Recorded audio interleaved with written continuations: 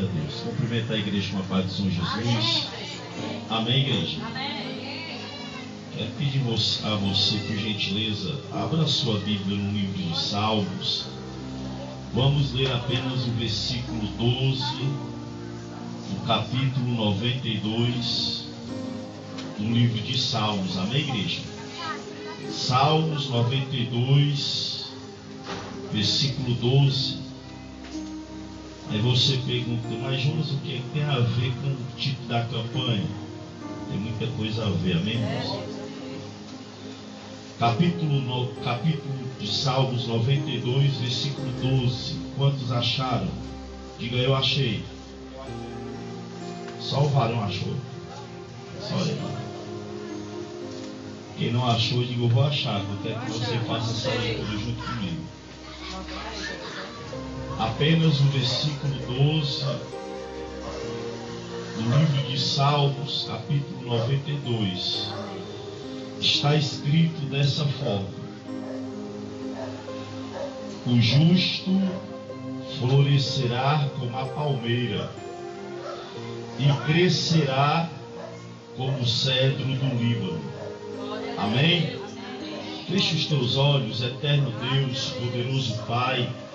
Olha para nós nesta noite com teu olhar de misericórdia, de compaixão.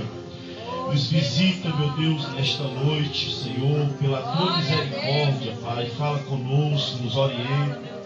Chama a nossa atenção, Pai amado.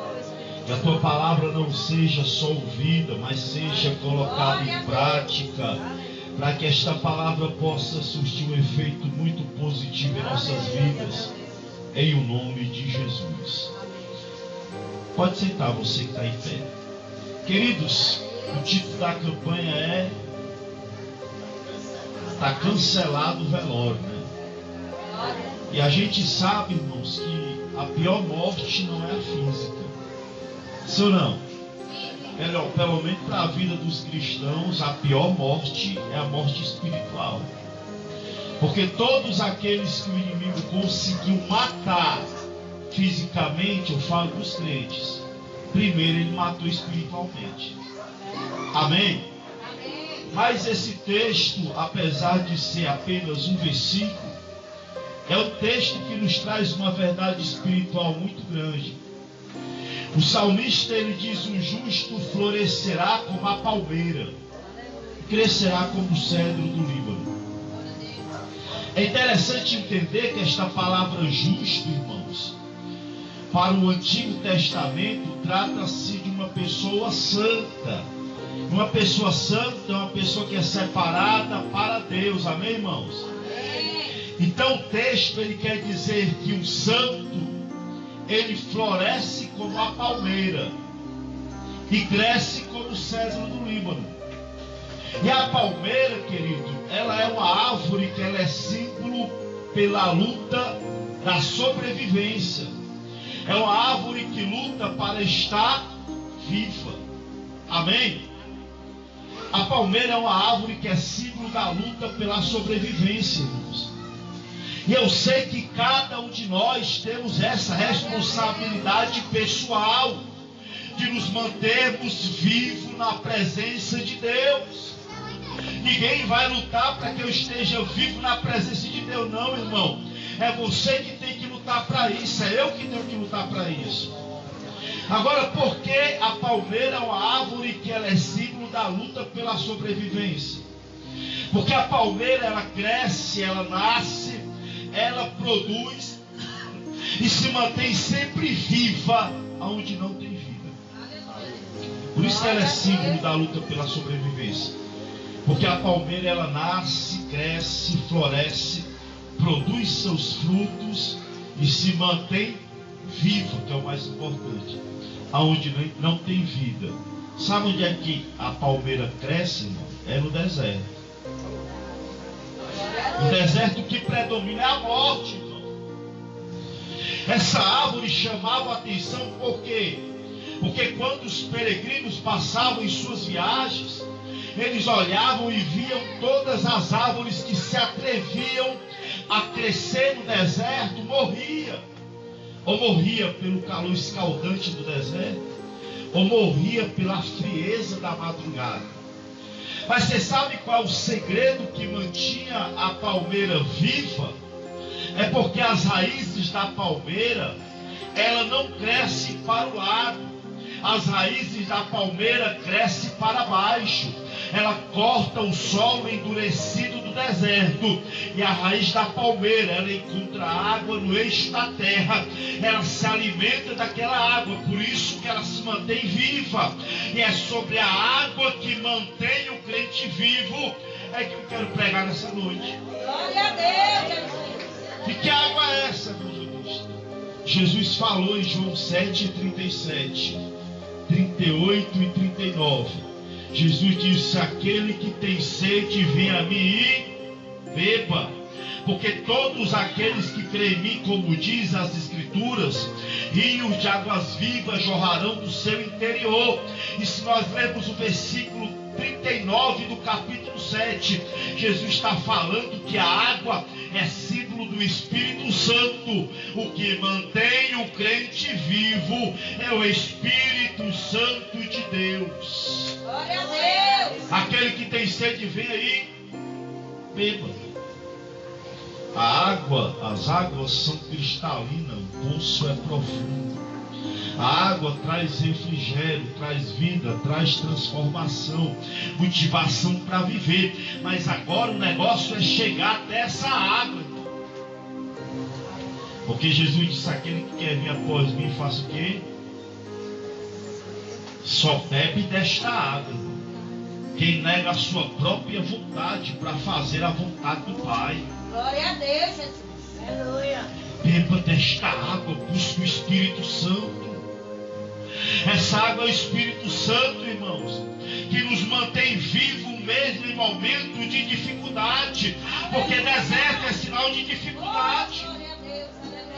Essa água que nos mantém vivo, eu estou falando vivo, não é só o coração batendo não, irmão. Vivo é ter uma vida prazerosa, é viver bem. Quantos estão vivos só porque o coração está batendo, irmão? Mas é uma infelicidade, um espírito de amargura, um desgosto na alma, uma vontade de morrer. Está vivendo só porque o coração está batendo. Mas quando o crente bebe desta água, essa água lhe traz vida e vontade de viver. Porque a coisa boa é viver com Jesus, irmãos. Glória a Deus.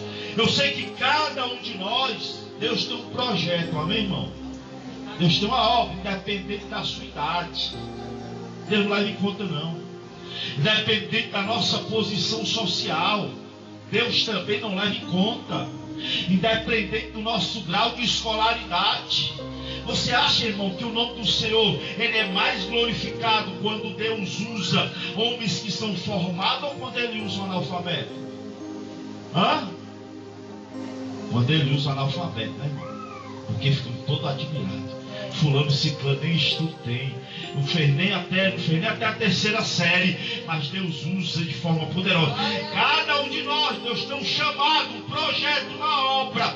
Mas se nós não bebermos desta água, que é o Espírito Santo, nós vamos morrer no deserto. As promessas não vão se cumprir. E nós nunca passaremos de crentes frustrados.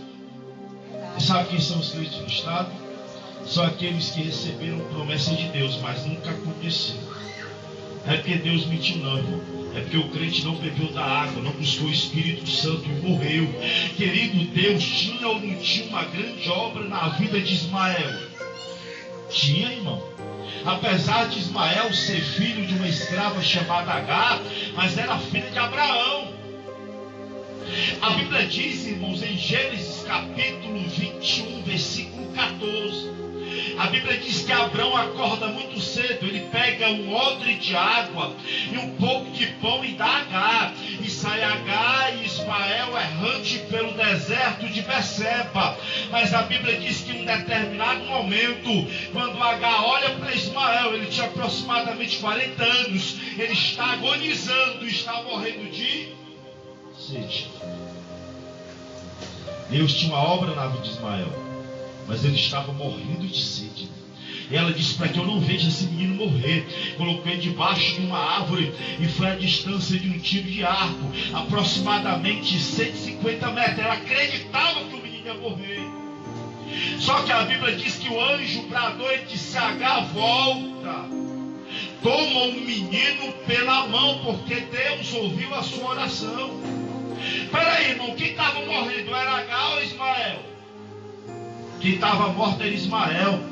Quem estava morto era Agar, mas Ismael estava lutando para não morrer. Sabe por quê? Porque enquanto a ânsia da morte lhe cercava, ele estava clamando a Deus, porque Deus ouviu a sua oração. Existe uma classe de crente, irmãos, que quando a morte bate na sua porta, ele não aceita, ele ora, ele jejua, ele se consagra, ele clama a Deus, ele pede socorro, mas não deixa a morte espiritual bater na sua vida. Glória a Deus. Mas há uma morte espiritual no nosso meio, irmão. E sabe qual é o diagnóstico da morte? Sabe qual é? Desidratação espiritual. Os crentes não querem mais beber desta água. Mas porque para beber existem critérios, irmãos. Não é qualquer um que pode beber da água que jorra do trono de Deus. Não, primeiro tem que renunciar, depois tem que ter tempo para Deus, tem que ter momentos a sós com Deus, tem que ter Deus como primazia. Mas os crentes estão morrendo de sede, estão morrendo. Me diga uma coisa, irmão. Como é que o crente morre dentro da casa de Deus? Na casa de Deus tem pão, Deus não tem. Na casa de Deus tem água, Deus não tem, irmão. No Salmo 23, no versículo 1, Davi, ele deixou registrado, e eu entendo que quando ele escreveu o Salmo 23, no versículo 1, irmãos, Davi diz que Deus, como pastor, ele tem tudo que uma ovelha precisa para crescer forte e sadia. Quem é ovelha aqui?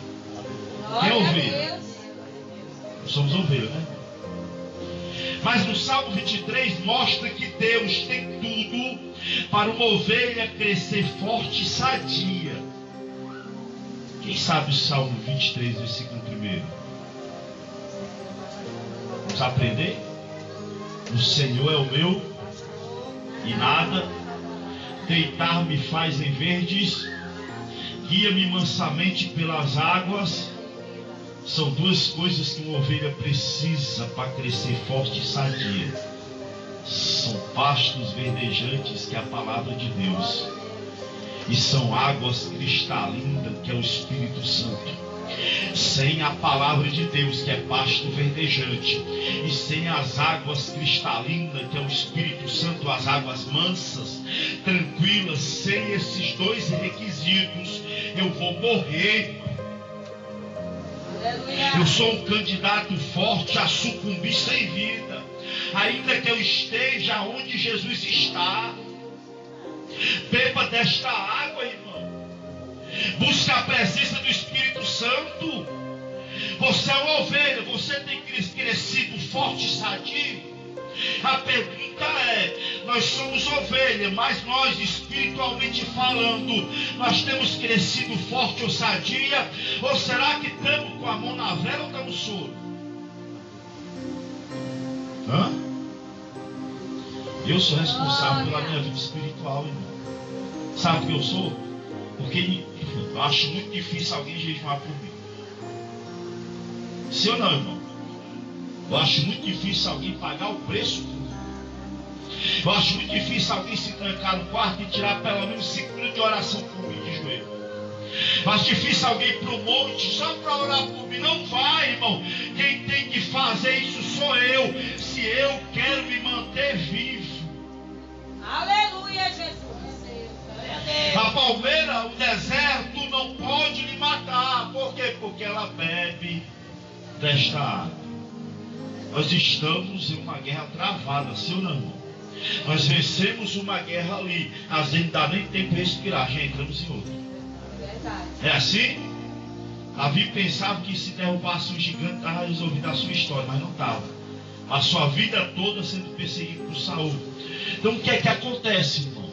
Existem crentes que eles vencem a guerra, conta até testemunho, mas você vai atrás dele depois da guerra e está morto. Não é verdade? Conta testemunho de vitória, mas cadê o irmão? Sai na casa dele, está morto, desanimado, fraco, entristecido. Por quê? Porque a água, que é o Espírito Santo, irmão, tem que ser bebida antes, durante e depois da guerra, amém? Se eu beber desta água antes da guerra, eu posso até vencer a guerra, mas depois dela eu sou vencido. A Bíblia diz, em Juízes capítulo 15, versículo 14, que 3.000 homens de Judá saíram para prender Sansão, para entregar aos filisteus. Sansão deixou ser preso. Mas a Bíblia diz que quando os filisteus viram Sansão, se alegraram, porque Sansão estava amordaçado.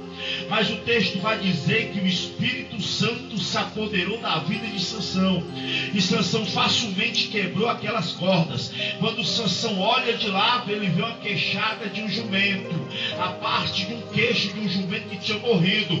A Bíblia diz que ele pega aquela queixada, ele começa a guerrear contra os filisteus, ele peleja, ele luta, ele guerreia, mas a Bíblia diz que ele fere 1.000 homens, 1.000 homens tombam sem vida. Mas de repentemente Sansão solta a queixada de jumento, e ele faz um clamor comovente. Sabe qual é a oração de Sansão? Senhor, pela mão de teu servo tu feriste 1.000 homens, porventura vou eu agora morrer de sede? Beba desta água, irmão, antes, durante e depois da guerra. Sansão venceu a guerra, mas estava morrendo de sede. Deus feriu a gravidade da rocha, irmão. A rocha jorrou água. Sansão bebeu daquela água, renovou as suas forças e continuou a sua caminhada. Se nós não bebermos desta água, nós não vamos completar a nossa caminhada, irmão. Não são poucos crentes que estão mortos dentro da igreja. Mortos. Está na igreja só de corpo presente. Não sente mais nada. Para dar glória a Deus, o pregador tem que pedir. Eu faço isso. Acho que Deus não merece isso. Quem é grato a Deus, exalta o nome dele. Precisa o pregador estar pedindo. Agora tem crente que está tão morto, irmão, que não tem coragem de abrir a boca para dizer: Jesus, glória a Deus pela minha vida, eu estou vivo. Está na igreja só de corpo presente. Não sente a presença de Deus, não escuta a voz de Deus, não tem motivação nenhuma para as coisas do Espírito, irmão. Tem crente que não tem motivação nenhuma, nunca está disponível para uma consagração, mas marca um piquenique, 5 horas da manhã está na porta da igreja. Bora, pastor Aguinaldo. É verdade, não tem motivação nenhuma para as coisas do Espírito, irmão. Você quer acabar com o dia de alguns crentes? Quer? É só chamar ele para evangelizar. Chama ele para evangelizar. Acaba com o dia dele, sabe por quê? Porque as coisas do Espírito não lhe chamam mais atenção, porque está morto. E o pior de tudo, sabe o que é, irmão? Que se acostuma a viver assim. Se acostuma a viver assim dentro da igreja. Se tornou um mero religioso, uma mera religiosa. Por quê? Porque não bebeu desta água. Irmão, diga aqui uma coisa. Isso é aceitável? Um crente aceitar Jesus, professou sua fé em Cristo, aceitou Jesus, está na igreja e viver triste? Irmão, se eu encontrar a alegria em Cristo, eu não vou encontrar em canto. Mas tem crente, irmãos, que aceitou Jesus, está na igreja, mas é uma vida de tristeza que não tem fim. O sorriso que ele e ela dá são um disfarce da sua tristeza. Não consegue dar um sorriso sincero. Sabe por quê, irmão? Porque não bebeu desta água. O Salmo 46, versículo 4 está escrito assim, ó: ao rio cujas correntes alegra a cidade de Deus. Ao rio cujas correntes alegram a cidade de Deus. Que rio é esse, irmão? É o Espírito Santo. E que cidade é essa, irmão? Somos nós somos cidade de Deus. Nós somos cidade que Deus habita em nós. Então quem nos traz alegria é o Espírito Santo, irmão. Tem pessoas que podem estar banhadas de ouro, irmão. Isso não vai lhe trazer alegria. Quantos milionários não estão colocando a corda no pescoço, revólver na sua boca, tirando sua própria vida, irmãos? Sabe por quê? Porque a alegria verdadeira não consiste em bens materiais, mas consiste na presença de Deus. Às vezes você tem um tostão no bolso, mas você acorda com seu coração regozijado. Você sabe que tem uma diferença para a felicidade e para a alegria? A felicidade é ocasionada por um acontecimento positivo na vida de alguém. Aconteceu alguma coisa, está desempregado, abriu uma porta, comprou um carrinho, uma moto, uma casa, algo benefício trouxe na sua vida, de repentemente desperta a felicidade. Agora a alegria não. Você sabe que um crente alegre não precisa acontecer nada de novidade na vida dele para ele ser verdadeiramente alegre. O Salmo 122 nos revela isso, irmão. No Salmo 122, Davi recebeu dinheiro, ouro, prata, recebeu animal, terra. Não, o que foi que Davi recebeu para Davi se sentir alegre no Salmo 122, irmão? Cadê os crentes ler a Bíblia, irmão? Me alegrei quando me disseram.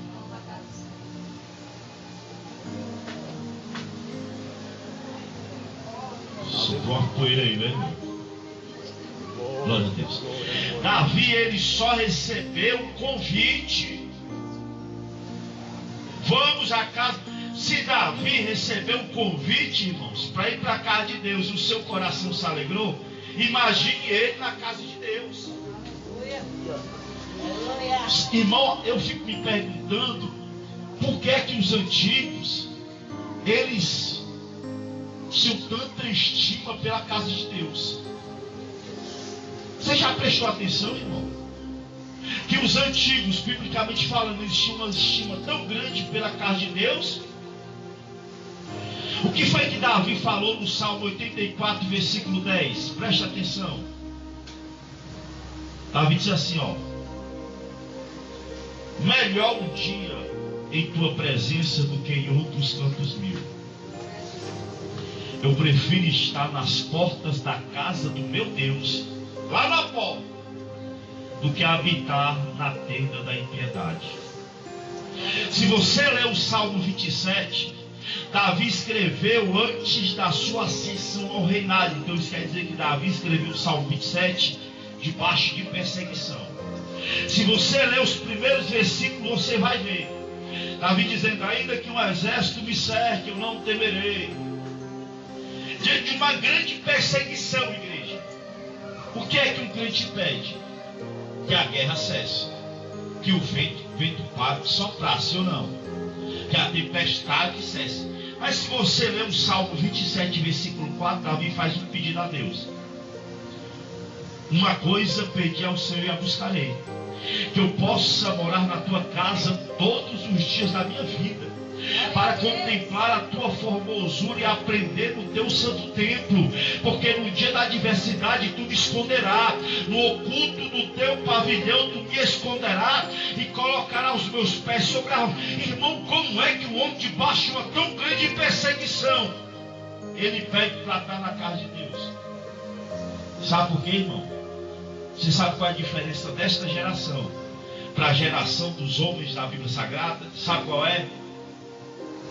Vou dizer por que é que muitos estão não tem mais ânimo de estar na casa de Deus, e quando chega seco e sai vazio. Se você estudar sobre, pode estudar até na internet, sobre os salmos conhecidos como Cântico dos Degraus. São 15 salmos, do Salmo 120 até o Salmo 134. Esses salmos são salmos festivos, que é que acontecia? Deus ordenou que Moisés decretasse no meio dos judeus que todos os varões, eles eram convocados a estar nas festas religiosas no templo no Monte Moriá. E a Bíblia diz, sabe o que, irmãos? Que eles saíam para as festas religiosas dos judeus. Eles já saíram de suas casas, louvando o salmo do Salmo 120 até o Salmo 134. Até porque essa é a nossa harpa, mas a harpa dos judeus era os livros de salmos. Eles saíam de suas casas, irmãos, adorando a Deus do Salmo 120 até o Salmo 134. Você pode imaginar que culto era esse quando esses homens chegaram na casa de Deus, irmão? Se eles já saíram de suas casas adorando. E nós saímos de nossa casa para quê? Será que é para adorar? Se nós tivéssemos uma certeza que só existe uma classe de crente que consegue tocar o céu, só existe uma classe de crente que é capaz de tocar o coração de Deus, só existe uma classe de crente que é capaz de fazer o céu se mover em seu favor. Não é pastor, evangelista, nem missionário, são os adoradores. São os adoradores. Por isso, irmãos, eles se alegravam, porque quando eles já viam o sentido da presença de Deus já na sua casa. Porque eles saíram de suas casas com a intenção de adorar e bendizer a Yahvé Sabaote, o Senhor dos Exércitos.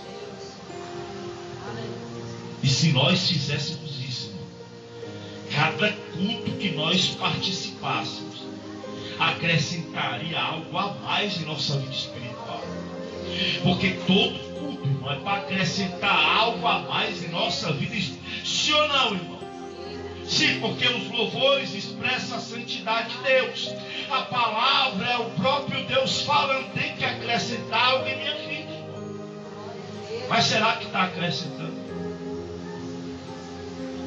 O ponto de interrogação, a resposta, somos nós que respondemos para nós mesmos. Você já prestou atenção, irmão, que existem crentes que eles suportam a pressão, eles suportam a luta, a guerra, falam mal dele, mas ele não se desanima, pisam em seu pé e caluniam. Em contrapartida, existem crentes que não podem passar nada. Seu não, sai logo da igreja, entrega logo o parque, ou então se desvia. Sabe por quê? Porque não bebeu desta água. Se nós lermos Ezequiel 47, nós vamos ver que Ezequiel tem uma visão belíssima. Ele viu, irmão, a restauração de Jerusalém, da adoração. Ele olhou no luminar do templo, jorrava uma água, e a Bíblia diz que aonde a água tocava, sarava. Crente que suporta é porque ele é sarado. Tem crente que é melindroso, ele precisa beber desta água, sabe para quê? Para as águas do Espírito me sarar. Existe uma classe de crente que o diabo não pode com ele. Não é verdade, irmão? Sim ou não? É, irmão. Arruma mulher para o irmão, né? Calunia o irmão, inventam coisa do irmão, tentam denegrir a irmã, a imagem da irmã, defamar a irmã. O diabo faz 1001 coisa. Macumbeira vai pro Codó do Maré para fazer a macumba pro crente, para matar o crente. Gasta dinheiro, quando volta o crente está mais vivo do que nunca. Sabe por quê, irmão? Porque o Salmo 42 é um salmo de um dos filhos de Coré. Sabe como é que esse salmo começa? Esse homem está enfermo. Salmo 42, versículo 10, ele está com uma enfermidade mortal em seus ossos. Mas sabe como é que ele começa o salmo? Assim como a coça anseia pelas correntes das águas, assim a minha alma tem sede de ti. A minha alma tem sede do Deus vivo. Quando me apresentarei antes em tua face, ó Deus, pois as minhas lágrimas me servem de mantimento de dia e de noite. Porquanto constantemente me dizem onde está o teu Deus. Quando eu lembro disso, a minha alma se derrama dentro de mim, porque eu ia com eles às festas da tua casa. Nós encontramos um homem doente, fisicamente, espiritualmente não. Irmão, o problema não é físico, o problema é espiritual. O problema não é físico. Eu conheço o irmão, ele tem 93 anos, o irmão Francisco, escute essa, e é para envergonhar uns crentes. O irmão Francisco tem 92 anos, ele não enxerga. O irmão Francisco está prostrado numa rede. O irmão Francisco, irmãos, ele não se levanta, ele está prostrado numa rede. Vamos visitar o irmão Francisco para fazer um culto na rede, no pé da rede dele. Nós batemos na porta que a filha dele olha, é os irmãos, papai. Aí de longe, aquele escuta, né, irmão, aquela vozinha cansada, dizendo glória a Deus, aleluia. E que sobe os degraus da escada, continua escutando, ele adorando. O homem prostrado numa rede, 93 anos. A gente, Pai do Senhor, irmão Francisco, e ele, Pai do Senhor, meu filho, glória a Deus e aleluia. A gente começa orando, ele continua glorificando. Cantamos 3 hinos da harpa, ele continua glorificando. Lemos a palavra de Deus, ele continua glorificando. Acabamos o culto dessa, ele continua glorificando. Irmão, se você, eu tenho a pena, irmão, você sai de lá edificada, sabe por quê? Porque ele está prostrado em uma rede, mas o seu espírito não está, ele está vivo, é um homem cheio do Espírito Santo. E nós estamos aqui saudáveis, né? Alguns aparentemente, porque tem gente aqui que está com a mão na vela, não sou. E sabe o que o filho dele me disse? O mais impressionante, irmão Jonas, papai está com problema no coração e o médico disse que ele não fizesse extravagância, mas papai é teimoso. Isso agora eu vou ter que perguntar, né? Que extravagância esse homem faz? Porque o homem está prostrado numa rede. Eu digo, que tipo de extravagância, irmão? Se teu pai não se levanta. Papai insiste em continuar orando 3 vezes por dia. É uma vergonha. Tem crente que passa o dia todo e não consegue nem se ajoelhar. Chega na igreja e bota, Jesus cheguei, e se levanta logo. É uma vergonha, irmão. Isso tudo parece comum, mas meu filho, isso é sinal que nós estamos se afastando dele. Existem algumas coisas que apontam que o crente está afastando de Deus, ou está se afastando de Deus, ou já se afastou. A primeira coisa é a sua distância da Bíblia.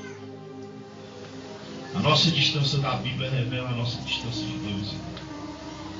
A nossa distância de oração revela a nossa distância de Deus. A nossa distância do jejum, da consagração, só revela a nossa distância de Deus. Irmão, se a pessoa está distante de Deus, quem está perto dele? Hein? E crente até nem te falar o nome dele, né, irmão? Irmão, se eu estou me afastando de Deus, quem está se aproximando de mim é o diabo. E tem crente que se engana pensando que o diabo está longe. Você acha que o diabo está longe de você? Não. A Bíblia diz que ele está ao nosso derredor, ungindo, como um leão procurando uma oportunidade para tragar. Você sabe, irmão, o salmista, ele diz assim: como a corça anseia pelas correntes das águas, assim eu tenho sede de ti, ó Deus. Você sabe por que é que o salmista ele compara a sede dele com a sede de uma corça, um animal? A corça, ela é um animal, querido, que quanto mais ela é perseguida pelo cão farejador com o caçador, mais sede ela tem. Você sabe o que é que o salmista está dizendo? Quanto mais eu sou perseguido, mais eu quero te buscar. Essa é a situação de crentes que têm uma vida espiritual sólida. E o interessante é que facilmente o cão farejador encontrava a coça. Sabe por quê? Porque Porque da costa exalava um cheiro muito forte. E nós sabemos que o cão, ele é farejador, né? Ele facilmente... A minha esposa, quando chega de carro, eu tenho um pitbull que tem 5 anos. Quando ela chega, irmão, ele arregala os olhos e começa a cheirar, sentir o cheiro. De longe sente. Então o cão farejador, facilmente ele encontrava a costa, porque do corpo da costa exalava um cheiro muito forte. Só que quando a costa encontrava um rio, um riacho, uma lagoa, ela não se contentava só em beber. Ela mergulhava nas águas. Quando ela mergulhava nas águas, o odor do seu corpo era neutralizado. E o cão farejador não sabia onde ele estava. Você sabe que o cão procura o crente e não sabe onde ele está? Existe uma classe de crente que não se contenta só em beber da água. Ele quer se banhar nas águas do Espírito. Por isso que o diabo não pega ele no pé de apoio. Por isso que o diabo não pega ele na virada. Por isso que ele não cai no laço do diabo. Por isso que ele não cai na emboscada de Satanás. Por isso que ele não aceita a bandeja do diabo. Sabe por quê, querido? Porque ele está se banhando nas águas do Espírito. Mas o salmista diz outra coisa interessante. Que o justo crescerá como o cedro do Líbano. Eu termino agora. O cedro do Líbano, irmãos, é uma árvore incrível. Ela nasce e cresce em locais que não é apropriado. Ela nasce e ela cresce entre as rochas. Você já viu uma árvore nascer entre as rochas, irmãos? Precisa areia, sim ou não? Precisa, irmão. Só que o cedro, ele nasce entre as rochas. E o interessante, irmãos, que quando o vento sopra, como a tempestade arrasta todo tipo de árvore. Porém o cedro, o vento não consegue derrubar. Existem crentes assim, irmão, que vento não consegue derrubar ele? Sim ou não? Você olha e diz, meu Deus do céu, a luta que essa irmã está passando, ela está em pé. É porque o vento não consegue derrubar ela. Sabe por quê? Porque ela é o cedro. Glória a Deus. Você sabe qual é o segredo do cedro, irmão?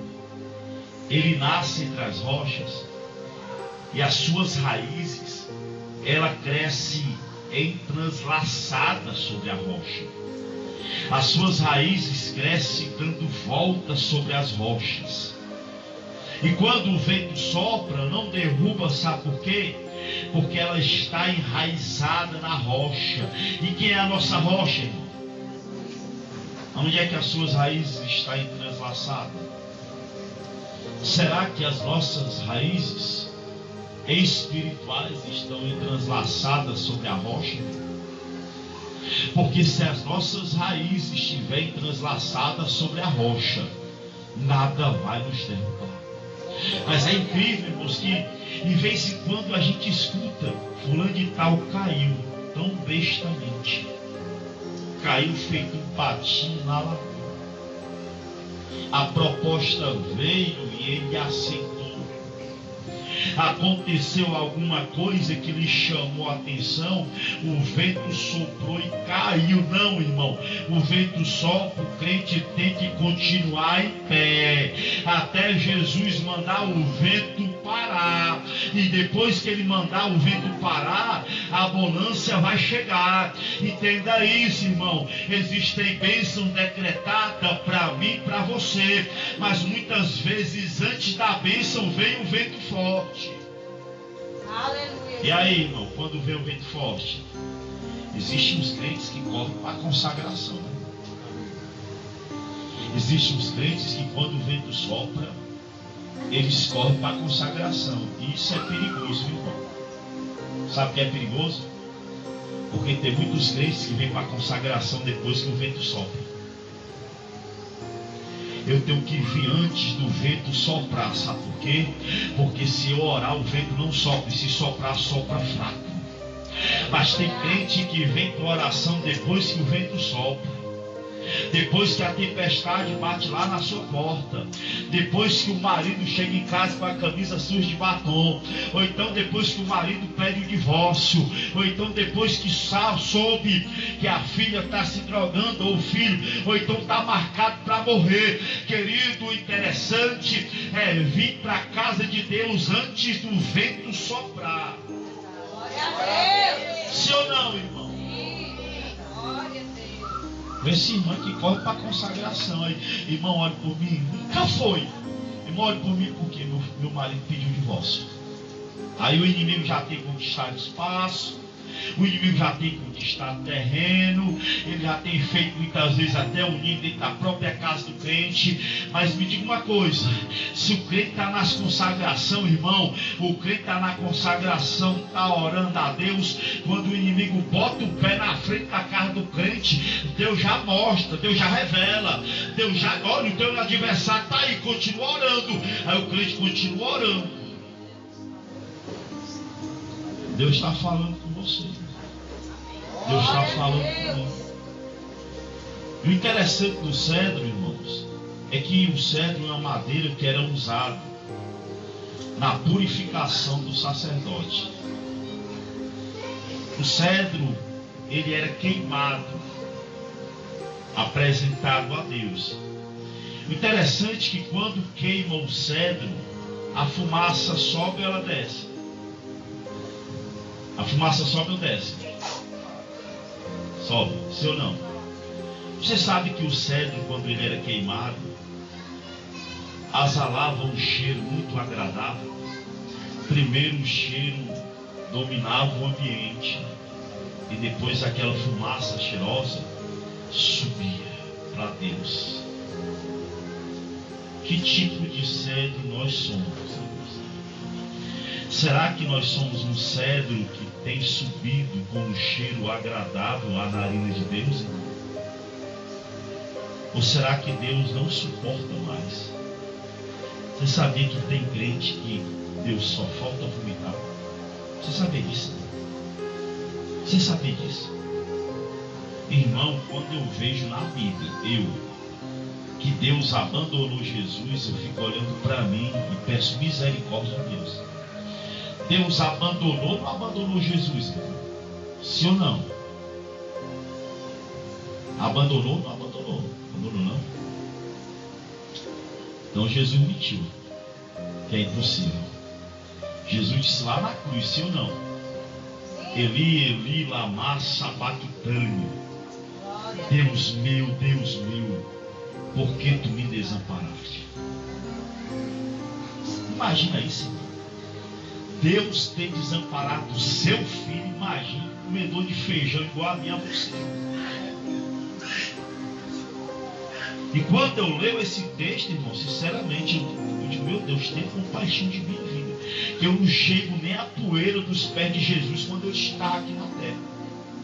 Mas você sabe por que foi que Deus abandonou Jesus na cruz, irmão? Porque os nossos pecados estavam sobre Cristo.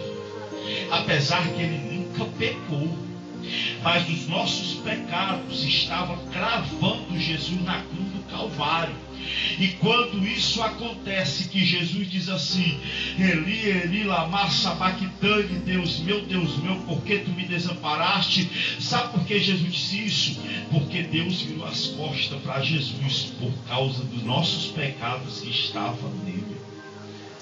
Porque Malaquias diz que Deus é tão santo que ele não pode olhar para o pecado. É forte, não é? Aleluia. Hoje é noite de analisar nossa vida. Hoje é noite de analisar nossa vida e não analisar a vida do nosso irmão, que é fácil. É fácil botar o dedo na sua cara e analisar a sua vida e fazer um julgamento precipitado e se sair superior a você. Isso é fácil, mas difícil é eu olhar para a minha vida, olhar para dentro de mim. Que tipo de cristianismo eu estou vivendo? Que tipo de cristão eu sou? Será, irmão, que eu sou feliz com a minha vida cristã? Irmão, você é feliz com a vida cristã que você está vivendo? Responda para você. Irmão, eu sou feliz só porque eu sou servo de Deus. Será, irmãos, que nós somos felizes com a nossa vida cristã? Se a resposta é, irmão, eu sou feliz, eu sou satisfeito com a minha vida cristã, com a minha vida espiritual, com a minha comunhão com Deus, glória a Deus, irmão. É sinal que você está no campo certo. Mas se a resposta é, eu não sou feliz com a vida cristã que eu estou vivendo, hoje é noite de reconciliação. Aleluia. Porque, irmão, crentes que não são felizes com a sua própria vida cristã, ele e ela está correndo um sério perigo. Você sabe disso? Você sabe que, segundo o IBGE, só aumenta o suicídio no nosso meio? Eu nunca pensei, pastor, na minha vida escutar isso. Porque eu aceitei Jesus em 99, passaram 20 anos. No meu tempo, não se via isso não. Sabe o que se via? Era Jesus batizando 10, 15 crentes com uma lapada só. Era assim, pastor. No meu tempo não tinha crente com depressão querendo se matar, não, irmão. Eu, sabe o que eu vi? Era crente levantando, era pessoa levantando a cadeira de rodas sendo corrida da igreja. Eu vi. E o que é que está acontecendo, irmão? Você sabe por que é que o índice de crentes, tirando a sua própria vida, só aumenta?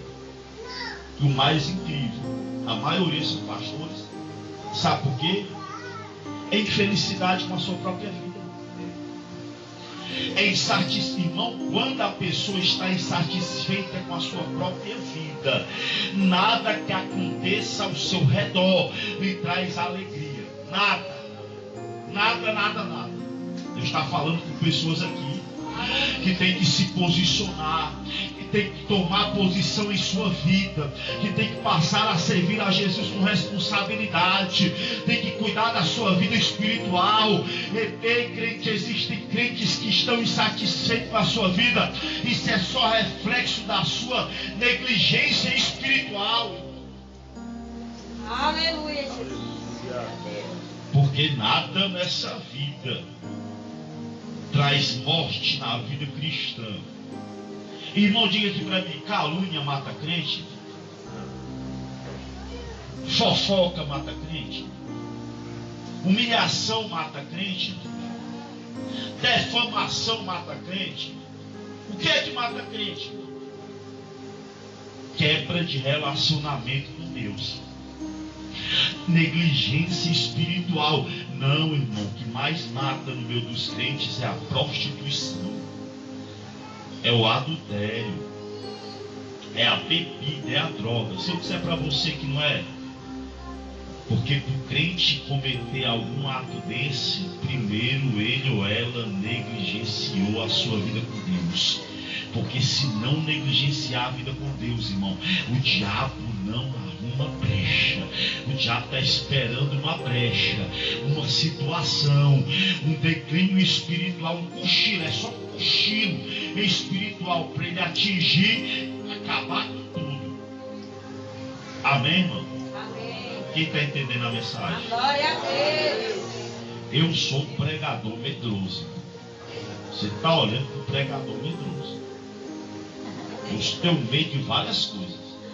Bom, como é que você chama um pregador para pregar, um pregador medroso? Eu sou medroso, irmão. Eu não estou mentindo, não. Você sabe o que é que eu tenho medo? Tenho medo do diabo se aproximar de mim. Entenda, eu não tenho medo do diabo. Eu tenho medo de ele se aproximar de mim. Porque se isso acontecer é porque eu estou longe de Jesus. Eu tenho medo. Você sabe o que é que eu tenho medo?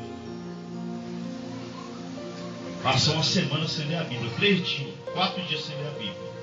Eu tenho medo. Você sabe o que é que eu tenho medo? De me ajoelhar e não sentir mais a presença de Deus.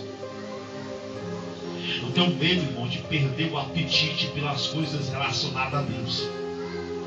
Eu tenho medo, irmão, de Deus chegar para mim e dizer assim: Jonas, o que aconteceu contigo? Há um ano atrás tu era mais fervoroso. Há um ano atrás tu era mais entregue a mim. Um ano atrás tu era mais constante. Há um ano atrás tu era mais espiritual. Jonas, o que aconteceu contigo? Sabe o que é que eu tenho medo, irmão? É eu olhar para trás e sentir saudade da minha comunhão com Deus. É isso que eu tenho medo. E todos os meus medos só me encorajam a buscar a Deus. Eu vou orar, mas eu quero contar algo aqui. Um dia, não sei se eu já contei na igreja quando era lá no Cali, mas eu vou contar. Um dia eu tive que pregar triste com a tristeza de Deus. E é uma sensação terrível você pregar triste com a tristeza de Deus. Eu fui pregar numa igreja, a igreja estava lotada, tinha gente na calçada, lá no Pai de Andrade. Faltava assim uns 10, 5 minutos para ele pegar o microfone para pregar, quando Deus falou comigo e disse assim: Jonas, olha para a minha igreja, como ela está cheia. Aí eu olhei, realmente estava cheia, gente na calçada, não cabia mais gente não. Aí sabe foi que Deus me disse, que me entristeceu? Deus me disse assim: Jonas, muitos estão onde eu estou, mas eu estou com saudade deles e quero eles de volta. Pode imaginar isso? Um crente está onde Jesus estava, mas Jesus está dizendo: eu estou com saudade deles, Jonas. Jonas, eu quero eles de volta. Aleluia, Jesus. E quando eu falei para a igreja, irmão, mais da metade da igreja veio se reconciliando. Porque são muitos, irmãos, que só está onde Jesus está. A sua vida não muda, irmão, não vai mudar, não vai acontecer nada. Tem crente que está onde Jesus está, continua doente, com a mesma depressão, com a mesma síndrome de pânico. A sua vida espiritual não desabrocha, o céu se tornou de bronze, não tem uma experiência com Deus, nada. Porque está onde Jesus... Você acha que é suficiente para onde Jesus está, irmão? Se você ler Lucas capítulo 13, versículo 10, está lá uma mulher que há 18 anos estava encurvada. Ela estava na sinagoga e o pregador daquele dia era Jesus, sim ou não? Ela estava onde Jesus estava ou não estava? Ela estava onde Jesus estava, continuava torta. Ela estava onde Jesus estava, continuava atrofiada. Ela estava onde Jesus estava, continuava com o mesmo sofrimento. Mas aí Jesus, irmãos, como Ele não quer que aquele que esteja onde Ele está continue do mesmo jeito, Jesus faz um convite. Olha o que é que o texto diz. O texto diz: e Jesus, olhando para ela, chamou ela para si. Em outras palavras, Jesus olhou e disse: ei, mulher, tu que está lá atrás, vem cá, se aproxima de mim. Jesus poderia ter curado ela onde ela estava, sim ou não, irmão? Se Jesus desse uma palavra, ela seria curada. Mas Ele chamou a mulher para se aproximar dele. Sabe o que eu entendo com isso? Existem crentes que vão morrer na igreja com o mesmo sofrimento. Enquanto ele ou ela não se levantar e ir até Jesus, nada vai acontecer, irmão. Jesus já veio até nós, pela pregação da palavra, pelo Espírito Santo que nos convenceu do pecado, da justiça e do juízo. Agora é a minha vez, agora é a tua vez, agora é a nossa vez de nos levantarmos e irmos até Ele. Aleluia. Não quero que Jesus venha até mim, não, irmão. Quando Ele voltar, quando Ele vier, é para levar a igreja. O texto vai dizer, irmãos, que a mulher se aproximou tanto de Jesus que permitiu Jesus tocar nela. Jesus tocou nela, ela se aproximou tanto. Jesus tocou nela, e a Bíblia diz que quando Jesus tocou nela, ela se endireitou. Foi 18 anos de sofrimento que Jesus botou por terra. Aquela mulher estava onde Jesus estava, mas quem estava agindo na vida dela não era Deus. A Bíblia diz que eram os demônios que oprimiam e acabavam até trazendo doença para a vida dela. Enquanto nós não se levantarmos do nosso canto, irmão, para nos aproximarmos de Jesus, vamos continuar o mesmo. Amém? Quantos precisam se levantar para se aproximar mais de Jesus? Glória a Deus, Jesus. Quantos de nós não temos esse sentimento que está faltando alguma coisa? Parece estar faltando alguma coisa. E essa alguma coisa é Jesus. Fique em pé, deixa eu orar por você. Glória a Deus, Jesus. Se tiver alguém que precise se reconciliar com Jesus hoje, é hoje. Até porque o tempo não espera. Quanto mais nós demorar em se aproximar de Jesus, mais as bênçãos vão estar retidas, mais as promessas vão estar retidas. Nós temos a capacidade de reter o que Deus tem para a nossa vida, irmão. Nós temos capacidade de fazer o céu se abrir e Deus tem pressa. Sim ou não, irmão? O salmista diz: apressa-te, Senhor. Amém? Se tiver alguém que precisa se reconciliar com Jesus, vem aqui para frente, eu vou orar por você. Mas se está todo mundo bem, está todo mundo satisfeito, irmão, estou satisfeitíssimo com a minha vida cristã. Amém, irmão? Fique aí, fique no seu canto e continue assim. Mas se não tiver, se posicione hoje. Faça uma retrospectiva de sua vida. Veja o que está faltando. Tire o que precisa ser tirado e acrescente o que precisa ser acrescentado. E é assim que funciona. Amém? Feche os teus olhos. Senhor nosso Deus e eterno Pai, a Tua palavra ela é viva, a Tua palavra é eficaz, a Tua palavra é penetrante, Senhor. A Tua palavra é pão que alimenta, a Tua palavra é fogo que aquece, é água que sacia a sede, Senhor. Mas a Tua palavra só surte efeito quando ela é praticada. O Senhor falou com a Tua igreja, e é aquilo que o Senhor mais tem feito, meu Deus. O Senhor tem feito, meu Pai, é falado conosco. E se nós, meu Pai, não estamos como o Senhor quer, é porque estamos fazendo ouvir de mercador. Mas se guardarmos a Tua palavra no nosso coração, para não pecarmos contra Ti, o quadro vai mudar, a coisa muda. Eu quero entregar essas vidas em Tuas mãos nesta noite. É uma sexta-feira, Senhor. E hoje, meu Deus amado, é onde estão batendo tambor, é onde estão fazendo as obras de magia, é onde estão fazendo obra para matar, para acabar com o casamento, para causar tragédia dentro do lar, é onde estão fazendo, meu Pai, obra, Senhor, para o marido arrumar amante, a mulher arrumar amante. Mas eu quero te pedir nesta noite, Senhor, desce sobre nós aqui de uma forma forte e vai quebrando, meu Deus, nesta noite todas as algemas de Satanás, vai quebrando toda a obra, Senhor, tudo que foi feito na encruzilhada, toda obra feita na Umbanda, na Quibanda, obra feita no Candomblé, na Mata Virgem, esse espírito de loucura, de perturbação, que perturba o juízo desta pessoa, esta obra que foi feita para matar, vai queimando, Pai, essa obra que foi feita, meu Deus, para colocar enfermidade, que o médico não acha cura, Senhor, vai repreendendo agora esse espírito da morte, Senhor, que foi enviada do terreiro de Macumba para matar essa pessoa no suicídio. Meu Deus, vai queimando aí agora, Pai. É sobra de macumba que foi feita, Senhor, oferecida este demônio da miséria, para causar miséria neste lar.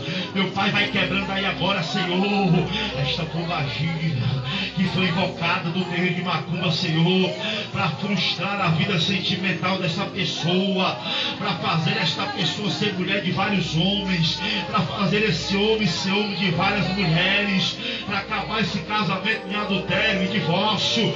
Meu Deus, quebra hoje esta maldição. Visita, meu Deus querido, o nosso telhado, Pai, a nossa casa, e aonde foi jogado algo, Senhor, em cima da nossa casa, vai quebrar quebrando, meu Deus querido, as algemas do inimigo, as algemas do adversário, em nome de Jesus Cristo, em nome de Jesus Cristo. O que foi feito, meu Pai, com pó de abuso, meu Deus, para o marido ter abuso da mulher sentir abuso do marido, fecha os olhos aí, meu Deus amado, fecha os olhos, fecha os olhos. Toda obra, Jesus, e foi feito, oferecido este temor, meu Deus, são toda sexta-feira, Jesus, que tem sido peleja ou pelejado ou pelejando contra a vida desta mulher, Jesus, oferecendo obra este demônio chamado viramundo. Jesus, vai queimando, Pai, vai queimando hoje, vai quebrando hoje esta obra maligna, em nome de Jesus Cristo, na autoridade do Cordeiro de Deus, esse nome que é sobre todo nome. Toda obra oculta, o que está escondido, vai ser quebrado hoje. Segura ela, irmão. Põe a mão no estômago dela, se liga com Deus, irmão, se liga com Deus. Toda obra de bruxaria que tem sido feita na sexta-feira, oferecido esse demônio chamado viramundo, meu Deus, vai queimando aí aonde a mão de tua serva está, Senhor, e vai queimando esta obra de bruxaria, meu Deus do céu. Qual é teu nome, João? Feche teus olhos aí, que tanto Deus para te dizer. Eu não sei se tu é crente, eu não sei se tu é desviado. Feche os olhos. Ele é da tua família. Teu filho, né? Meu Deus, irmão. Esse jovem está vivo porque tu está orando. Deixa eu ter uma revelação com ele. O Senhor me fazia olhar para ele, irmão. Levante a mão. E o diabo, ele tem um plano. Sabe qual é o plano de Satanás, irmão? É colocar o teu filho na cadeia e deixar ele mofando lá. Existe um demônio que tem tentado fazer isso. E todas as vezes que tu ora por ele, o Senhor tem quebrado as forças desse demônio chamado Exu Malandro. É um demônio que joga no presídio, irmão, e deixa morfando lá. E quando sai, sai doente. E quando sai, sai com a vida destruída. Mas não é isso que Deus tem para ti. O que Deus tem para ti é uma vida com abundância. O que o Senhor tem para ti é dar o seu Espírito para ti, te fazer uma nova criatura, um jovem cheio de Deus, que tenha prazer de viver, que tenha felicidade verdadeira no seu coração. É sua esposa, é seu filho. Você precisa pegar essa criança no teu colo. Você precisa lá na frente andar com essa criança no seu colo, ou pegar o seu neto no seu colo. Tu já pensou nisso? Já pensou? Esse é o plano de Deus, irmão. Você vê seu filho crescer e um dia poder pegar o teu neto, o filho dele ou o filho dela no teu colo. E se tu estiver próximo de Jesus, todas as artimanhas do diabo, Deus vai te dar livramento. Mas se tu estiver longe de Deus, a primeira oportunidade que Deus tiver, o diabo vai te colocar no carrapicho. Camarada lá não sai com 22 doenças. Tu abre os teus olhos, se aproxime de Deus. Tu é jovem, tu é novo.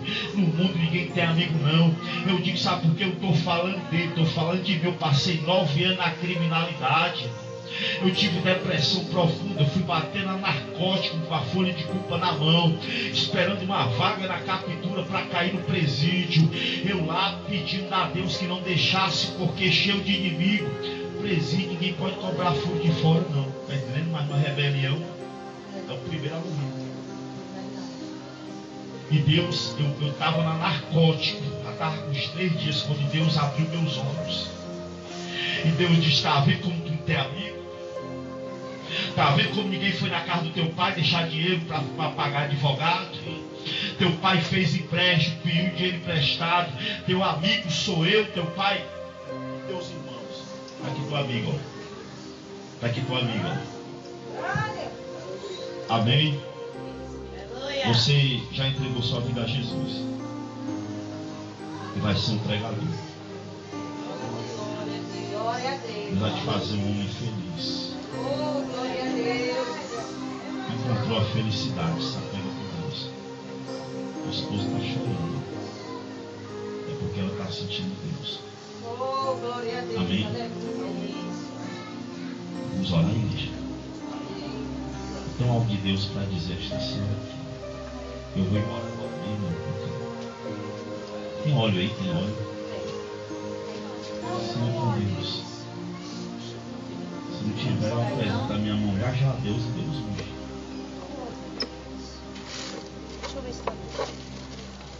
Se liga com Deus, igreja. Glória a Deus, Jesus, aleluia.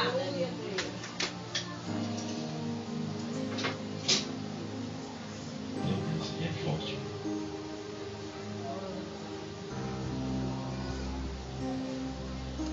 São obras de Macumba do passado que foi jogada, sabe para quê? Para virar o juízo, para ficar perturbada.